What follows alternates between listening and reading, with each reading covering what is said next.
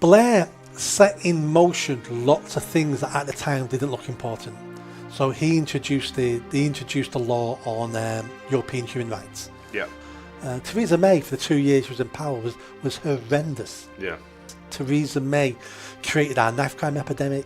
If we're going to have a communist revolution to take over the world, we need a globalist agenda. What defines a statesman compared to a politician? The last statesperson, we still got him in this country, the last one is Jeremy Corbyn. Right. Jeremy Corbyn I would never vote for. No, of course Disagree with him on everything. But at least he was honest. At least he had a vision. He believes the same things now that he did in the 70s. He wants to be a socialist state. He wants to spend loads of money. He wants to tax us more. He told us what he was going to do. He had a full plan. Some people loved his plan. He got more votes in the general election than Keir Starmer did. Yeah. Keir Starmer got 9 million votes. Corbyn got 9.5 million votes. Right. It was only because Reform took so many votes off Tories that Labour won. It was just a different period of time. But at least he had a vision, and he wasn't for changing. And he wasn't looking at focus groups going, oh, this is popular this week, I'll have a policy around that. You know, he was a statesman who I disagreed with. The one before that was Thatcher. You know, Yeah. Thatcher was like, this is what I'm going to do, don't like it, vote me out. But then, you know, since... No one did. Yeah, but then since like Blair and David Cameron... So whilst we're on Blair, I did have a question written down Yeah. for you. Was Blairism left or right leaning politically? I can never work it out. Left. Was it? Yeah. Gung-ho on the war side, though. Socialists always are. True. Yeah. Yeah. He inherited a really good economy from Thatcher. Yeah. So most of the stuff he got done and takes credit for and did, spending and all that, was only because he inherited a really good economy. Why he could spend so much money and bother so much money as well, because the economy was doing well. By the time Ended well for him, didn't it? by the time they left office, we're bankrupt, and that's what Labour always do to the country. Yeah. This time round, it's worse because we're already bankrupt, Yeah. and now we've got a socialist government and we've got no economy, so they're in dire straits. Blair set in motion lots of things that at the time didn't look important. So he introduced the law on European human rights. Yeah. So he took the convention in the European Union and he wrote it into British law. That's why we can't deport people, because they claim human rights. It's written into our law. Our judges, who we complain about all the time, they only can do what the law says they can do. And it's on the statute book, so they've got to apply the law. Is it not a dichotomy that Blair wrote laws on human rights and also invaded Iraq at the same time? You could make that case. Yeah. I mean, you can make that case. How many people died in Iraq? Over 1 million? Over 1 million people, but not killed by the British. That was a civil war after we invaded. The country fell apart, and it was Iraqis killing Iraqis. That's where the 1 million died. The war itself, I don't know how many it killed. A couple of 100,000 soldiers. I mean, a good few, but all the civilian deaths was the civil war. He would argue that it was about human rights, that we invaded Iraq because of a dictator treating their people appallingly and not upholding their human rights. So we had to go in and kill loads of people to protect their human rights. Makes no sense. No, because he didn't argue that at the time. No, he didn't. But lots of things he did were left-leaning. What else did he introduce? He then changed the policing. Mm-hmm. He changed the oath police officers take. Police officers used to swear allegiance to the king and the law of the land. Now they swear allegiance to the king, law of the land, and human rights. Right. So he did all these things that at the time we didn't understand, because we weren't in the mess we're in now with woke and all this sort of stuff. But he laid a lot of the groundwork. Do you think they understood it as they were doing it? Yes, from what I've read, Peter Hitchens. Yeah, Peter Hitchens is really good on this. Mm-hmm. If you ever see any of his interviews on New Culture Forum, he talks about the Blair agenda and what Blair did and no one knew could see what he was doing, but no one could see 20 years down the line. Yeah. And Pete Hitchens said he set the agenda for a Marxist revolution in this Do country. you think that was their aim? he For Marxism? That's what he says. He said he set the agenda. He infiltrated all the major organisations, the BBC, all the NGOs. He took more power away from Parliament and gave it to unelected bodies, then infiltrated it with all left-leaning people. Peter Hitchens calls it something like the non-war revolution or the non-fighting revolution, because he said he implemented the Marxist revolution and no one saw it and no one even knows it existed. Yeah.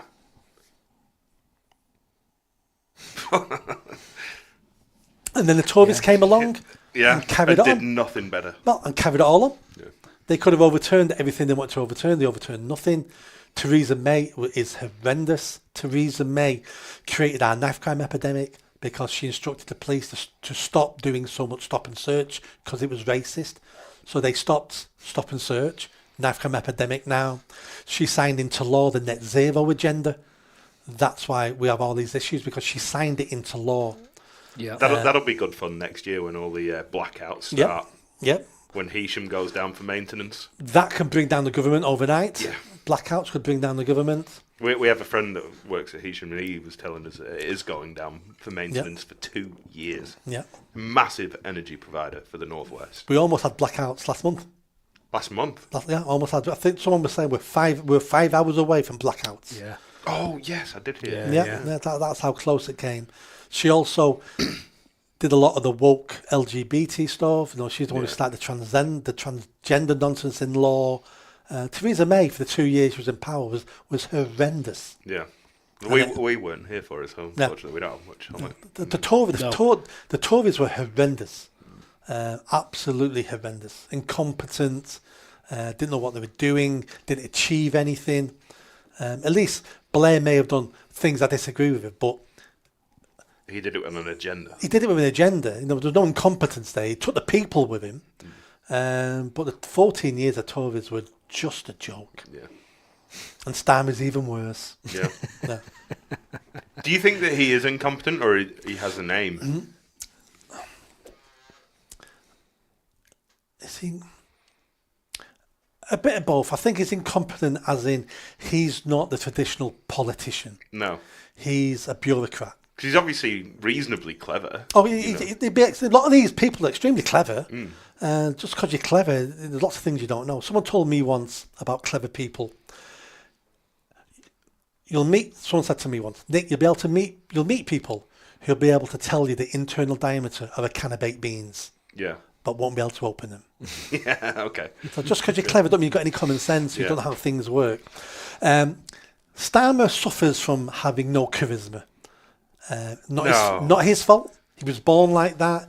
He can't hold a crowd. He's got no inflection in his voice. He can't speak off the cuff. He's not a Boris Johnson. It's weird because he had so much voice coach training over the... I'd want my money back. I'd want my money back if I was him. I'd want my money back. I don't think it was voice training that he was doing. Yeah, so he's not got those skills. So if you've not got those skills, you have to be better at other stuff, such as knowing how things work and getting things done. And he's not very good at that either. So he's a double whammy. I think he was placed there by men in grey suits in the Labour Party who have groomed him over a decade and said, he's our man. He's a Marxist, and he's a Marxist. You know, he's universities and all those clubs and stuff like that. He wants what we want. He can be manipulated. He won't go off and do what he wants because he actually doesn't want anything. He just wants a Marxist agenda. Yeah. And I think he was groomed, pushed, and backroom deals, and they got him to run, and that's why he's there now.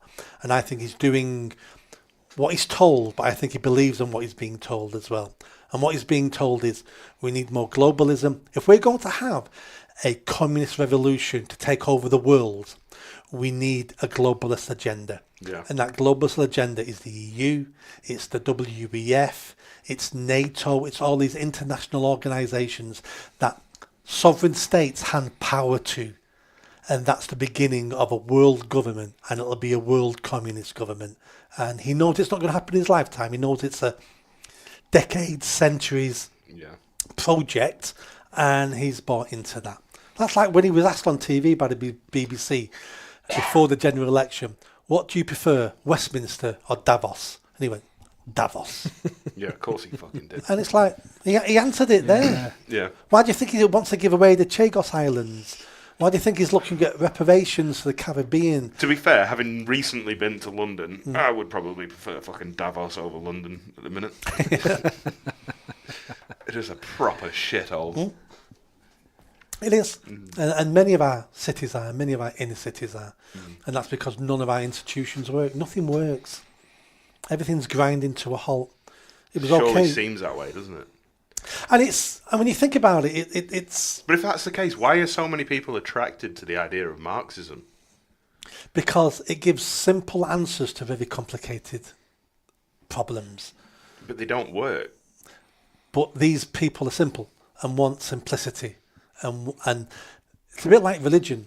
Yeah, That's okay. what Marxism is. It's a religion. It's telling you, if we can do these simple things, we'll live in utopia. Yeah. And you go, oh, sharing. Oh, yeah. No more rich people. Oh, yeah, I like that. And we're going to have free NHS and free this, and everything will be free. And you can choose when you want to work, because if you're doing a job you want to do, then you'll work harder at it, won't you? Yeah, I will. But never works. It never You'll works. have nothing and you'll be happy. Yeah. And every Marxist always thinks, well, when I implement it, it'll work this time, man, because I understand it better. Yeah, because they didn't do it right. Didn't do it before. right last time. And they have no understanding of human nature. Marxism looks great on paper. It does. And when you read it, you go, wow, if we could run the world like that, yeah. But what they're always missing is human nature. And we're evil, greedy, manipulative little creatures. And we won't do as we're told. We're also loving, kind. Not as well, but we will cheat. Yeah. We will be lazy. And Marxism doesn't cope when you introduce humans into it. Yeah. And we also don't want utopia. There's I wrote an article on No, this. people need struggle.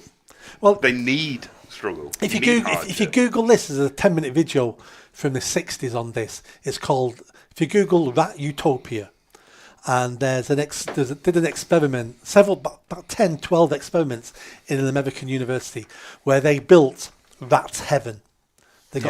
They put all these cages, and there was free water, and there was fresh bedding, and there was toys to play with. They built Rat Heaven. And for the first couple of weeks, it was fantastic. The rats were happy. And then slowly over time, they became unhappy. And they began eating each other, killing each other, only waking up and feeding once a day. They started getting sores and diseases because there was nothing to strive for anymore. There was no purpose in life. They had everything they wanted. And because they had everything on tap that they wanted, there was nothing to achieve. There was no more struggle. nothing to get up for. And they did lots of these experiments. Rat Utopia, check it out. Yeah. And that's what Well, happened. he's I'm just. going to save it. Yeah. It's always the case, isn't it? It's the same thing everyone talks about in a minute. Is if you don't make yourself get up and exercise, do something difficult. It's better for your mental health. If you don't work a little harder, if you just go and do a job that doesn't fulfil you because you're not working hard and you're not achieving something, you don't end up anywhere. We should always have a goal.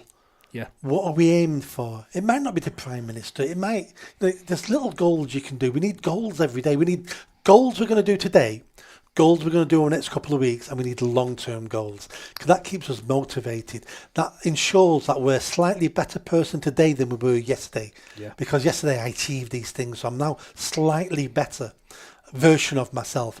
Only compare yourself to the person you were yesterday. Don't compare yourself to other people.